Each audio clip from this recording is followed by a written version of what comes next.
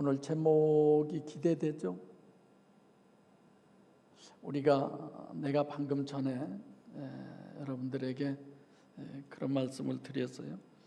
2월 1일 첫 주에 안 오시면 후회될 거라. 그러면 첫 주에 가면 뭐가 그런 게 있나 보다. 여러분들 기대되잖아요. 아무도 안 하네. 서건사님 혼자 기대했네. 하여튼 두고 봅시다. 근데 이렇게 말한 나도 여러분들이 기대하기 위해서 그 말을 하잖아요.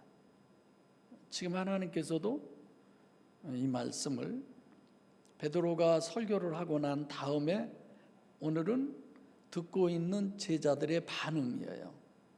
근데 그 제자들이 뭘 원하느냐? 우리가 어찌할꼬? 본문의 제목들을 대부분 보면 여기서 뭐라고 그러죠? 형제들아 우리가 어찌할꼬 그럽니까? 네, 어찌할꼬라고 하는 그런 제목을 많이 가졌더라고요. 근데 뭘 얘기하는가가 더 중요하죠. 지금 오순절 사건 사도행전 2장 1절부터 4절 그 현장에 여러분들과 제가 와 있어요. 이 가운데는 지금 그 제자들이라고 하는 그 사람들도 기도했던 120문도 그리고 이제 세계 16개국에서 와서 그 얘기를 듣고 있는 디아스포라 이런 유형들이 지금 그 안에 지금 가득히 채워져 있는데 베드로가 은혜 받고 꼴딱 일어나서 지금 이상한 소리들을 하는 거예요. 대낮부터 이들이 술 취해가지고 제정신이 아니라는 거죠. 그래서 베드로가 일어서서 지금 설교를 했습니다. 그 설교 우리가 다 들었어요. 듣고 나서 그들의 반응이 어땠느냐 그걸 가지고 얘기를 하고 있는 거죠. 그러니까 오순절 사건은 우리 기독 신앙에 있어서 그야말로 혁명적 전환을 이루는 거죠. 내가 얘기했잖아요. 창세기 1장 1절부터 오늘 오순절 사건 여기까지가 하나님의 모든 목적이 사도행전 1장 끝까지라고 한다면 결국은 2장 1절로 4절이 모든 것이 다 완성된 거예요. 끝난 거예요. 하나님의 목적이, 소원이. 이번에 여러분들이 성경을 읽으면서 주님의 소원이라고 하는 곳에 혹시 긁어놨습니까? 지금 누가복음 읽고 계시죠? 네. 주님의 소원이라고도 나와 있어요.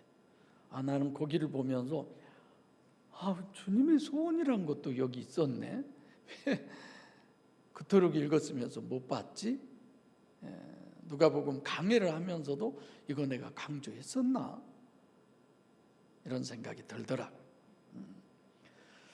자, 이제 사도행전 2장 오순절에 지금 와 있는 그 실제적인 영적 역사가 일어난 그 심령이 뭐예요? 교회가 되는 거예요.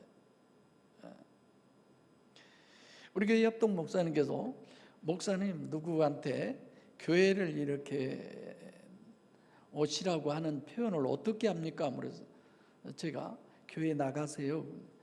아니 들어오라고 해야지 왜 나가라고 자꾸 그러세요? 우리가 언어 표현대로 들으면 그러죠. 교회 나가시라고. 그래서 그거는 이제 어떤 위치에서의 얘기냐 생각도 하지만 이명철 목사님께서 그 얘기를 하면서 그래서 우리가 교회에 오세요 이렇게 얘기를 해야지 교회 나가십시오. 이게 집에서 이제 교회로 가라는 얘기지만 우리들은 교회에 오세요 이렇게 하는 것이 더 옳은 거 아니나 이런 생각을 해보는데 지금 뭐니 해도 이 오순절 사건을 혁명적 전환이라고 제가 표현을 했는데 전혀 딴 세계가 이제 전개되는 거죠. 그렇게 하기 위해서 오순절 사건이 반드시 이 사건 속에는 두 가지를 우리가 알아야 돼요. 맨날 알아야 되는 것만 내가 얘기를 하잖아요. 저도 좀 편찬한 어떤 단어를 쓰지만 첫째로는 구원이 뭐냐를 철저히 정립을 해야 돼요. 구원을 아셔야 돼요. 두 번째로는 교회가 뭐냐를 아셔야 돼요. 성경에서 얘기한 구원, 성경에서 얘기한 교회, 특히 교회가 뭐냐를 가장 바로 정립할 수 있는 게 오늘 본문이에요. 많은 사람들이 에베소서에서 교회를 정립하는데 여기서 해야라 에베소서를 우리가 이해할 수 있는 거죠. 그래서 오순절 사건 후에 처음으로 뭐가 시작이 돼요? 교회가 시작이 돼요. 구원론이면서 동시에 교회론이 오늘 본문입니다. 그러면 교회라고 하는 것은 구원이 형성되지 않으면 그건 교회가 아니에요. 구원이 이루어지지 않았으면 그건 교회가 아닙니다. 그래서 교회의 절대적 성립 조건, 구원론과 동시에 교회는 두 가지를 생각해야 돼요. 하나는 오순절 마가의 다락방에 성령이 임해서 성령으로 거듭남. 지금 2026년 2000년 전으로 봐야 되겠네. 예수님이 33년 지나셨으니까 약 2000년. 그 오순절 마가의 다락방에 누가 있었어요? 거듭난 성도들이 있는 거예요. 거듭났다고 하는 건 위로부터 새로 태어남을 얘기하잖아요. 다시 말하면 그 거듭난 사람의 교회가 있는, 개인 교회가 있죠. 그래서 교회라는 용어는 에클레시아, 에크칼레오, 즉 불러냈다, 구별됐다 이런 뜻이죠. 많은 사람들 속에서 특별히 구별을 시키는 거예요. 구분을 시켜놓은 거예요. 그래서 신학적 내용적인 문제는 첫째, 구원받은 개인이 교회다. 성령이 그 사람 심령 안에 임재한 그 자체가 교회다. 그래서 마태복음 16장 13절로 20절에 사람들이 예수님을 선지자라고 그렇게, 또는 엘리야 막 이렇게 얘기하죠. 그때 예수님이 그러면 너희는 나를 누구라고 하느냐 제자들께 물었죠. 그때 베드로가 저는 그리스도시여 살아계신 하나님의 아들이십니다. 하나님의 아들이면 하나님이죠. 그렇죠? 개가 새끼 낳으면 그 개새끼는 개예요, 사람이에요? 개예요. 그거 소가 새끼 낳으면 소. 하나님의 아들, 당신은 하나님입니다. 이런 고백이죠. 그때 예수님이 그 베드로를 향해서 뭐라고 그러느냐, 내가 너의 이름은 베드로다. 내가 이 반석 위에 내 교회를 세우리니. 그러니까 베드로는 반석이고 교회도 반석이고 똑같은 의미죠. 또 마태복음 18장 15절 20절에 보면 예수님께서 어떤 사람이 잘못을 저지르거나 또는 그 일로 인해서 교회에다가 말을 해라. 그러죠? 개인끼리 말하고 안 들으면 두세 사람이 말을 하고 그래도 안 들으면 교회에다가 말을 해라. 근데 이때 교회는 개인의 교회가 아니에요. 그냥 집단 교회예요. 그러니까 교회는 개인 교회도 있고 집단 교회도 있어요. 내 이름으로 두셋이 모인 곳에 나도 그들 중에 있느니라. 이건 개인 교회도 되지만 집단 교회도 되는 것이죠. 그래서 구원받는 사람이 교회인과 동시에 또 하나는 뭐냐? 구원받기 위해서 모인 집단이 교회예요. 구원을 다 받은 사람만이 아니라, 그래서 본문은 구원받는 사람이 교회고 구원을 지향하는 사람들의 모임이 교회고, 교회론이 이렇게 좀 복잡하더라고요. 또 정확한 교회론을 정립하기 위해서 본문은 피복음의 교회론도 있어요. 죄사함의 구원론과 성령 침례, 즉 성령이 그 심령 안에 임해서의 구원론, 이걸 비교해 주고 있습니다, 오늘 본문이. 그래서 맨 처음에 시작이 저희로부터, 그렇죠? 그래서 14절에는 오순절에 초신절에 모인 유대인들, 그래서 유일신을 섬기는 가장 아주 열성분자들을 지칭하는 말로 앞선에 다 했던 거예요. 예루살렘 거민들. 22절에는 이스라엘. 그 사람들 중에 바로 메시아 대망 사상을 가진 메시아를 기다리고 있는 유대인들. 이렇게 메시아를 기다리고 있으면서 왜 성경대로 온 메시아를 십자가에 못 박여 죽였느냐? 성경관이 잘못돼서 그랬다고 그랬잖아요. 그랬죠? 노모스와 아노모스 중에서 뭐 때문에 그랬다고요? 아노모스 때문에. 성경을 잘못 봐서. 그리고 29절에는 형제들이라고 그러죠.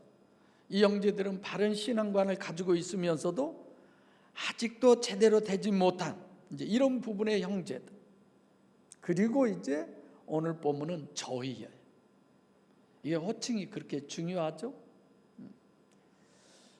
앞단락에서 형제로 지칭한 최소한도 그 사람을 말한다라는 것부터 우리가 생각해야 돼요. 그 사람들은 어떤 자들이냐? 귀 있는 자들은 들을지어다. 귀가 있는 사람들. 아무리 주님이 복음을 전해도 아무나 듣는 게 아니에요. 귀 있는 자만이 들을 수 있어요. 그렇게 말씀하신 것처럼 귀 있는 자라는 의미. 그러니까 이스라엘 집에 잃어버린 양, 주님이 말씀하신 그런 사람. 있는 대로 보고 있는 대로 듣는 사람. 그래서 우리가 주여 들으소서, 주여 보소서, 주여 행하소서 있었죠. 어디에 있었어요? 혹시 거기 줄 안 그었습니까? 시편에. 읽느라고 정신없어 지금. 저도 그냥 읽는데 잠이 오니까 안 자고 여기까지는 읽어야지 하고 그냥 책상 위에 놓고 이제 땅바닥에 무릎 꿇고 눈을 정확하게 이렇게 맞춰서 읽다가 들고 다니면서 읽다가 졸리면요 찬물로 손을 씻으면 또 잠이 깨더라고요. 또 그렇게 해서 몇 장 읽고 그런 거죠. 오늘 아침엔 제가 누가복음 지금 11장 들어가요. 몇 장까지죠? 예? 오늘 항상 꼴등은 고이라 집사님이 그냥 맡아놓고 1등은 한 권사님이 맡아놓고 그러길래 혼자만 계속 1등하면 또 교만할 수도 있어요. 그래서 안 교만하게 하려고 내가 셋이 다 되도록 해서 1등을 한번 해놨네. 내 생각이 있어서. 그럴 수 있잖아요. 너희들 아무리 해봐 나 못 따라와 또 이럴 수 있을까 봐서 내가 제꼈죠 한번. 왜 이 얘기를 하느냐? 자, 베드로가 설교를 했어요. 듣는 대상들이 어떤 표현을 했습니까? 그들의 뭐가 찔렸어요? 손가락이 찔린 거야 이렇게. 이래려고 내가 또 손가락을 찔렸네. 마음이 찔렸다라고 그랬어요. 하나님의 말씀을 들을 때, 하나님께 찬양을 할 때, 기도할 때 모든 부분에 있어서 하나님이 원인이 되셔서 마음에 찔림이 되는 축복이 있으시기를 바랍니다. 네. 윤리와 도덕 때문에 마음이 찔린 건 아니에요. 종교 때문에도 아니에요. 사단의 참소 때문에도 아니에요. 우리는 하나님의 성령에 의해서 끊임없이 마음에 찔림이 있는 것이 축복인 줄로 압니다. 찌르다라고 하는 단어는 누소라고 하는 단어인데 까르디아 어디에요? 심령 까르디아 누소. 찌르는 게 어느 정도라는 단어냐? 이 단어가 마음으로 얼마나 찔렸는지 실신해 버릴 정도. 이 단어의 우리말로 번역하면 그래. 기절할 만큼. 베드로의 설교를 듣고 이 사람들의 심령이 마음이 까르디아였어요. 누소, 기절할 정도로. 은혜죠? 그러니까 지금 교회를 시작하는 초대교회 첫 단추의 시작이 이렇게 해서 시작이 된 거예요. 설교를 들으면 어떻게 드려야 되는 줄 아세요? 세미나 들을 때도 그냥 심령이 깨져야 되고, 오죽하면 오는 본문은 기절했다고 그러잖아요. 그런 말씀을 듣고 그런 정도가 돼야 되잖아요. 때로는 저도 그런 기도했어요. 하나님, 정말 하나님의 말씀을 들을 때, 하나님의 말씀을 전할 때 우리의 심령을 아주 후벼 파는 그 역사가 있게 해주세요. 일단 속으로 아멘 한 줄 믿어요. 이 부분에는 다 아멘 하겠지 할 줄 알아. 내가 귀가 둔하여 듣지 못한 줄로 압니다.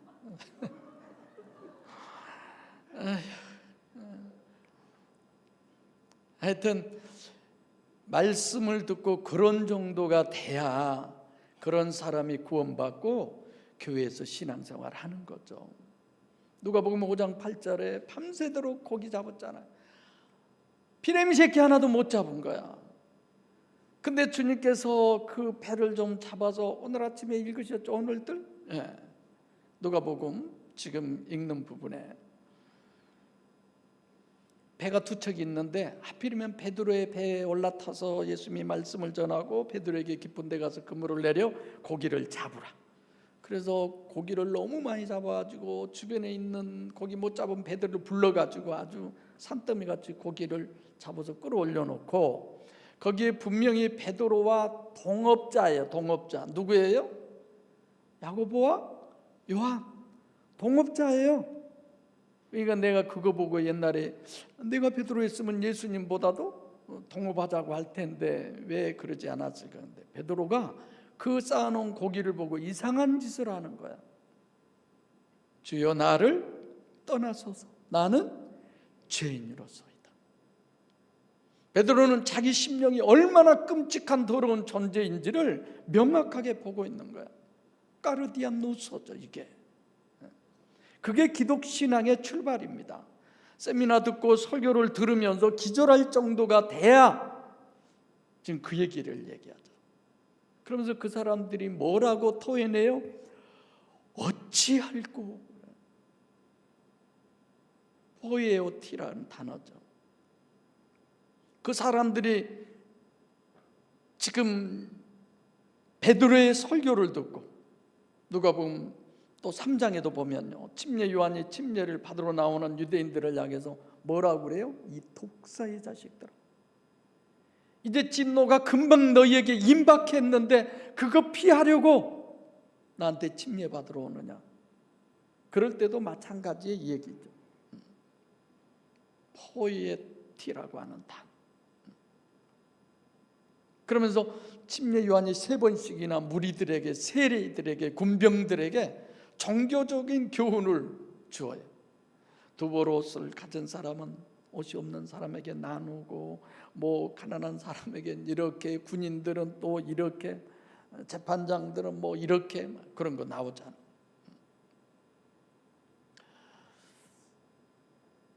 저도 마찬가지고 여러분들도 이 대상이 돼야 돼. 사도 바울이 이 고백을 할 때는 초신자 때가 아닙니다.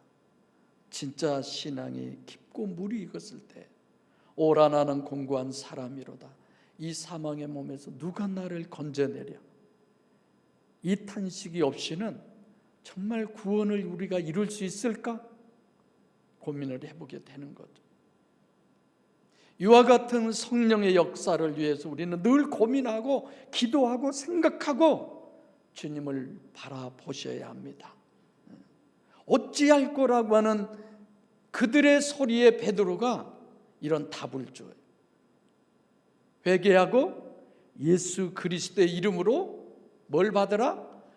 침례를 받으라.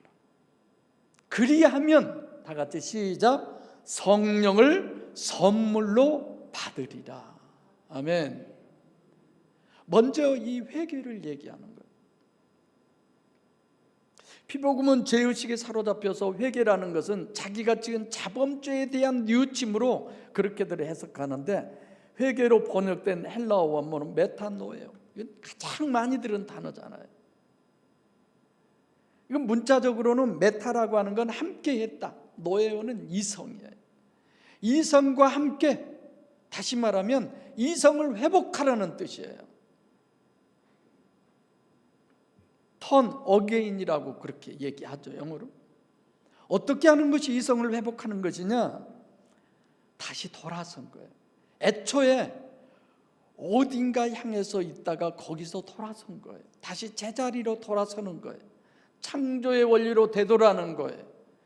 회귀성의 원리, 그게 메탄노에의 영적 의미고 실제입니다. 다시 말하면 이제 분별력이 생기는 거예요. 아, 그러는구나. 영성 세미나는 처음부터 분별력을 얘기하잖아요. 마태복음 3장 2절에 침례 요한이 회개하라 천국이 가까웠느니라. 그때 회개가 천국이 가까웠으니까 네 자범죄를 좀 회개해라, 그런 얘기입니까?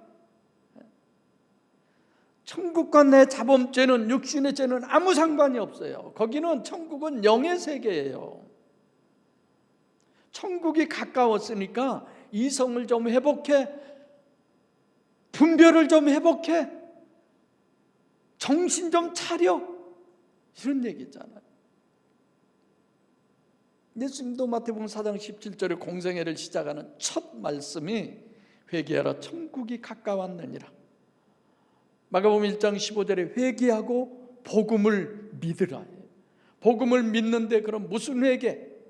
무슨 회개를 해야 돼? 분별력이 다시 살아나기 전에는 절대로 성경을 보아도 보이지 않고 들어도 들리지 않는 거예요. 믿을 수가 없는 거예요. 성경이 말하고 있는 회개는 우리들이 얘기한 자범죄와는 상관없는 얘기라는 것부터 분별하셔야 합니다. 회개하고 침례를 받으라라고 그러죠. 침례는 밥티조예요. 물침례를 받으라라고 베드로가 충고하는 거죠. 두 번째는 이 물침례의 신학은, 우선 성경적으로 물침례는 가장 자세히 계시한 데가 로마서 6장 1절로 12절이에요. 그래서 여러분들이 침례 받을 때마다 내가 이 본문을 갖고 얘기를 해. 눈치들 채셨어요? 로마서 이제 읽어볼 때 6장, 아, 이건 침례 얘기, 여기를 보고 목사님이 맨날 얘기하신구나, 이렇게 생각하시면 돼. 어떻게 돼요? 침례 받을 때 물에 들어가는 건 어떤 의미예요? 수장되는 거예요. 그냥 죽는 거예요. 그러니까 물속에 안 들어가려고 그냥 아둥바둥하지 말고 그냥 집어넣으면 푹 집어넣은 대로 들어가세요. 막 그냥 힘써서 일어나지 말고.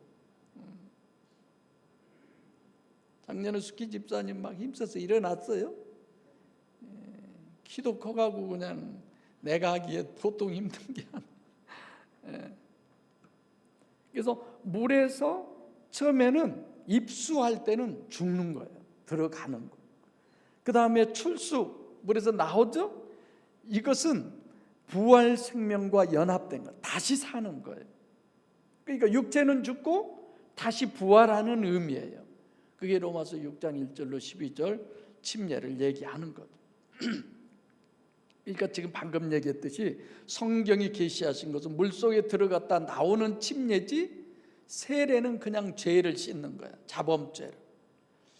너무 많이 해서 시간도 없는데, 지금 또 이 각자 임원들은 그냥 오늘 원예배 생각만 하고들 계신 거 아닌가 싶어지. 예수님이 그러시잖아요. 누가복음 24장 30절과 31절에 제가 영성 세미나 보혜사 할 때 이 얘기를 하는 건데, 예수님 엠마오 가는 두 제자와 함께 가시다가 집에 들어가셔서 똑같이 뭘 띄어요? 백현수 권사님 뭘 띄워줘요? 떡을 띄워줘요. 떡을 축사하고 띄워줘서 두 사람이 지금 공생의 때가 아니라 이제 부활하신 예수님 앞에 만났잖아요. 떡을 받아 먹고 그들이 눈이 밝아진 다음에 바로 그들이 알게 된 첫 번째 뭐가 있어요? 그게 뭔 줄 아세요? 다 같이 시작. 나 다 한 줄 알았네. 죄송합니다. 내가 대표로 할게요. 예수신 줄 알아보더라. 다 같이 시작. 맨 처음에 그런 거.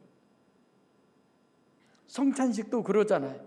부활하신 주님의 보혜사로 임마누엘 하신 것이잖아요.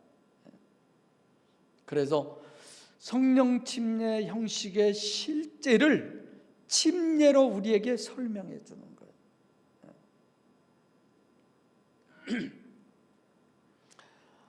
오늘따라 내가 설교를 11페이지를 해가지고 저도 정신없이 하는, 하나님 짧게 해도 우리 성도들이 그냥 한 몇 년 듣는 설교로 이해되게 해주세요.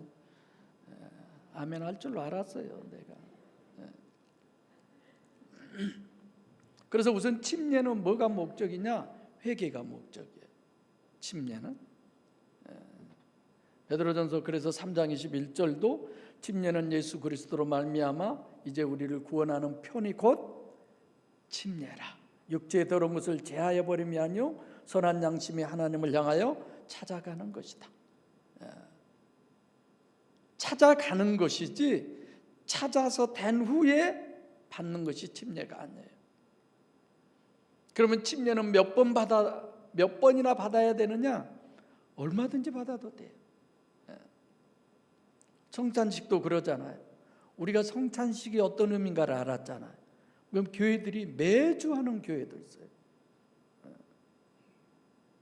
침례는 딱 한 번만 하잖아요, 사람들이.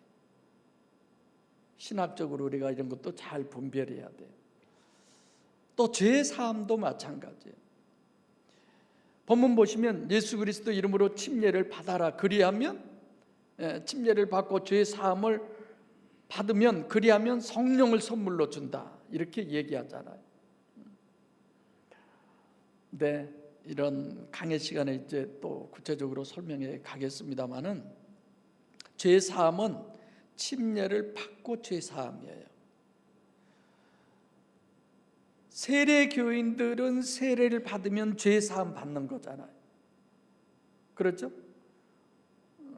그러니까 세례만 받으면 돼.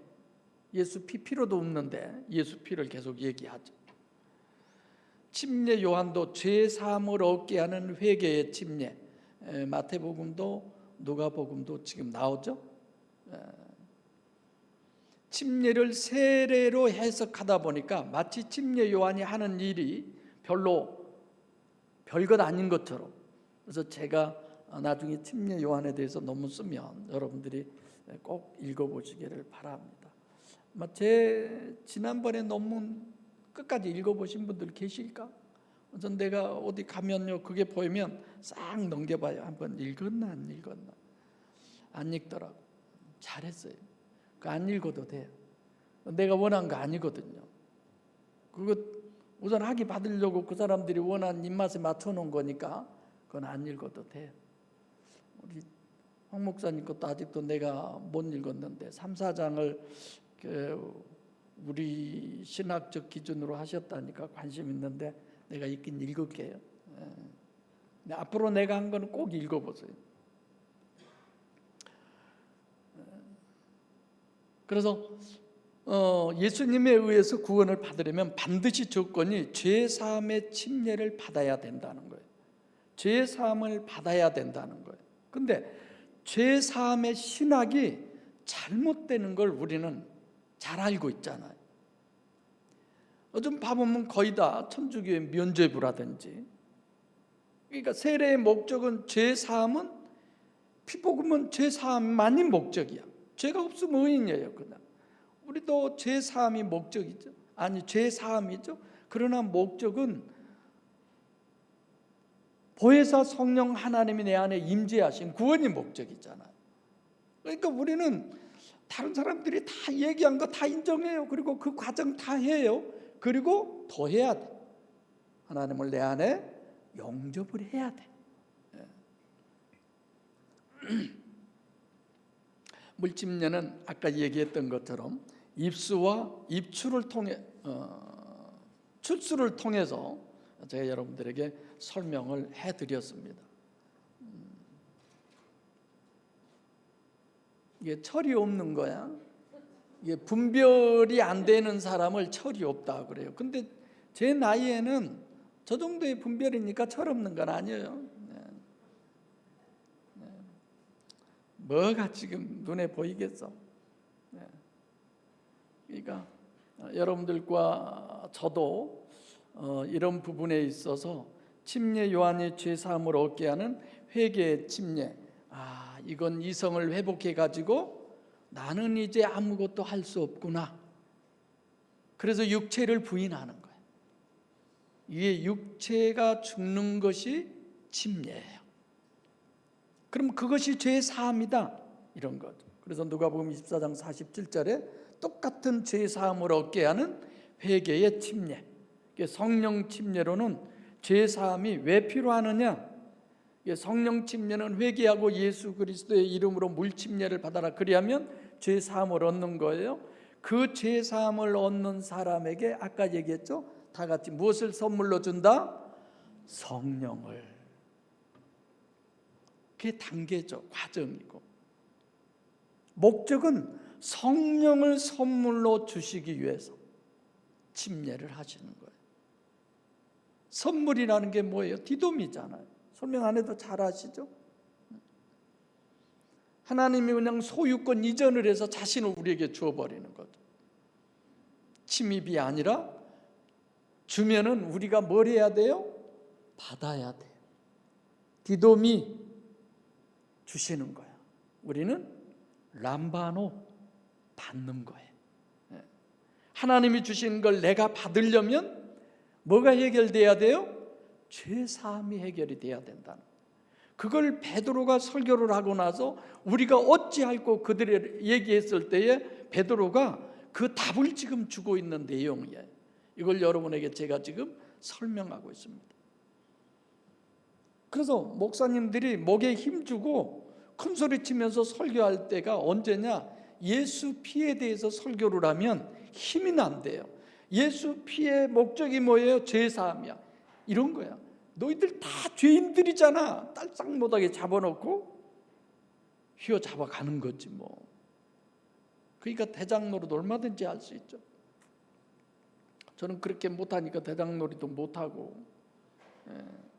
근데 여러분, 그렇게 죄의식에 잡혀있는 죄가 윤리도덕이요, 종교적인 거잖아요. 너무 거기에 잡혀서는 안 되죠. 우리가 보기에는 이런 거예요. 양심이 바르고 옳게 살려고 그러면 그런 사람일수록 구원이 더 힘들어요. 대낮에나 사세요. 그냥 아무리 해봐야 여러분들이 다 김장로님 덧찐 개찌 그것을 한참 나랑 또 실내기질을 했는데 누가 맞냐? 덧찐 개찐이라고 안 하고 뭐 도토리 키재는다고 그러고 또 뭐라고 그랬어요? 다 잊으셔버렸죠. 어제 일을 너무 빡세게 하셔가지고. 마태복음 14장에 사람들이 예수를 다 선지자라고, 그런데 헤롯은 뭐라고 그래요? 고착이 돼가지고 내가 죽인 침례 요한이 다시 살아났다고 이렇게 표현하잖아요. 우리가 그렇게 고착돼 있어요, 죄에 대해서. 하나님이 그렇게 만들어놨는데 어떻게 할 거야? 윤리 도덕적으로 누가 옳다 그르다 맨날 심판하고 판단하고, 그건 교회가 아니잖아요.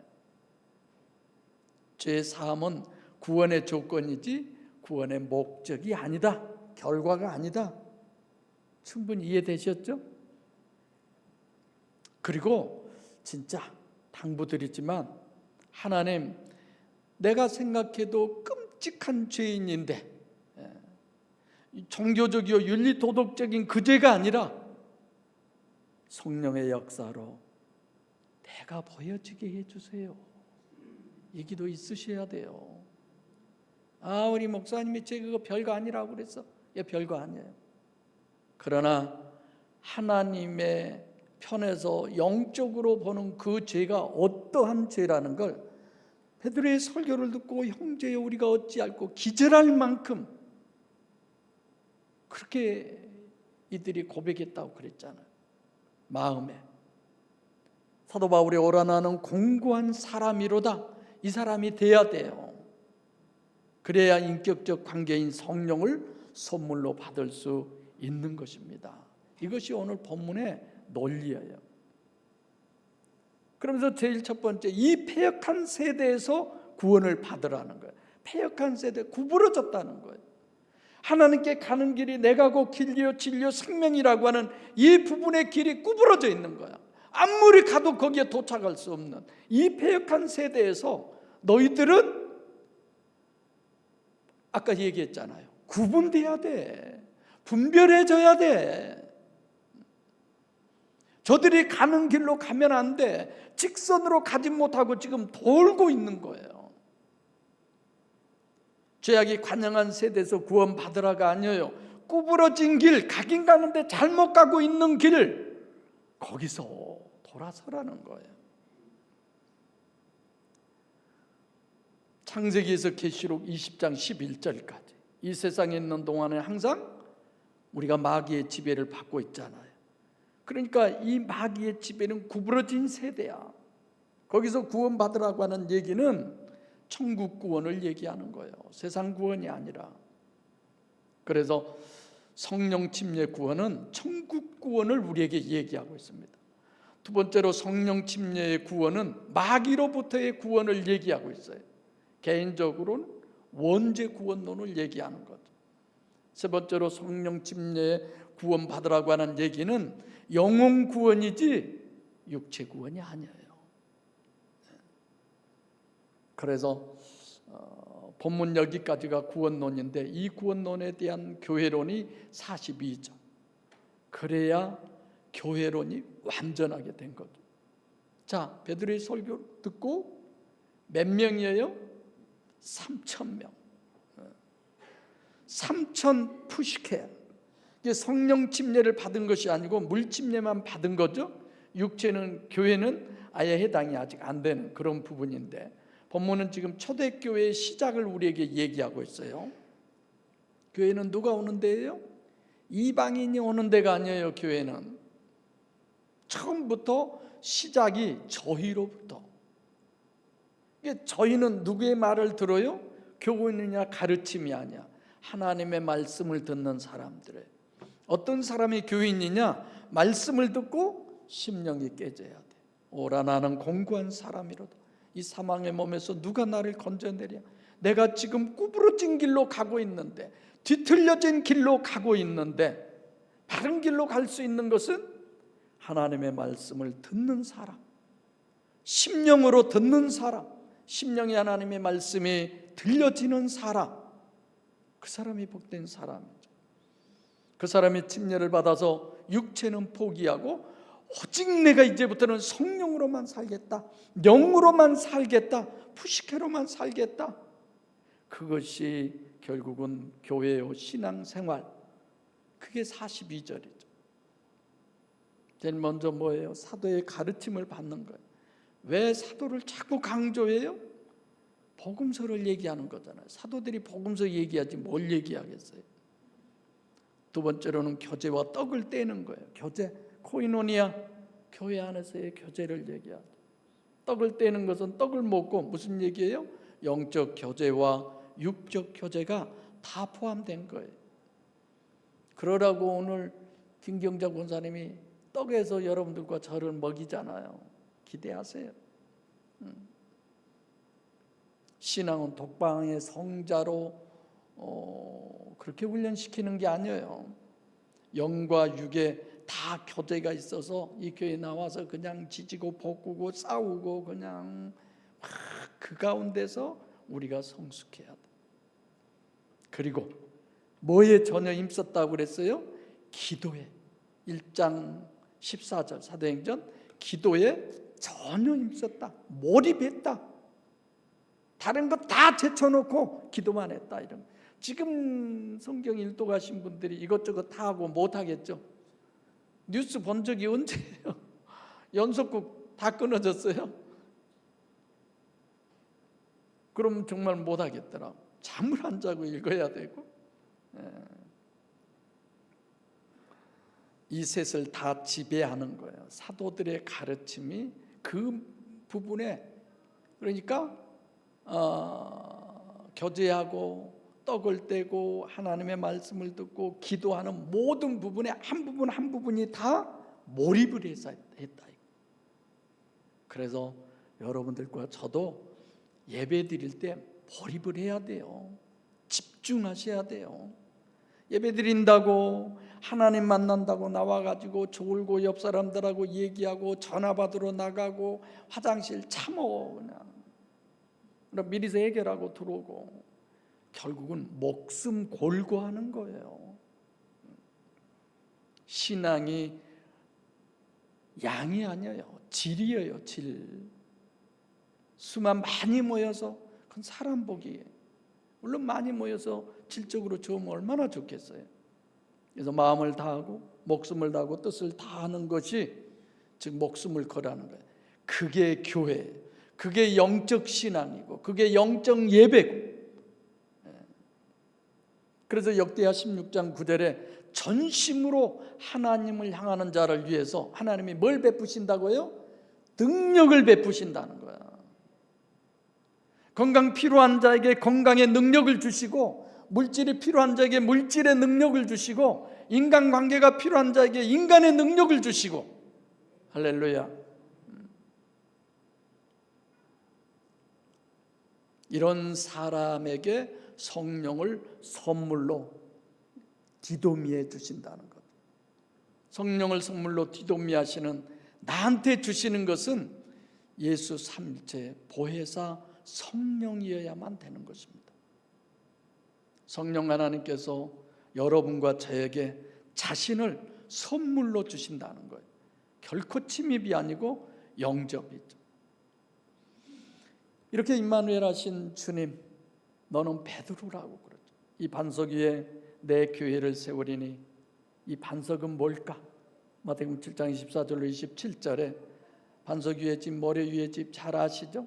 산상복음 결론으로 보혜사 성령의 반석 위에 세워진 교회여야지 모래 위에 세워진 교회는 아니에요. 겉보기엔 둘 다 교회지만 성령 침례 교회는 반석 위에 세워진 교회예요.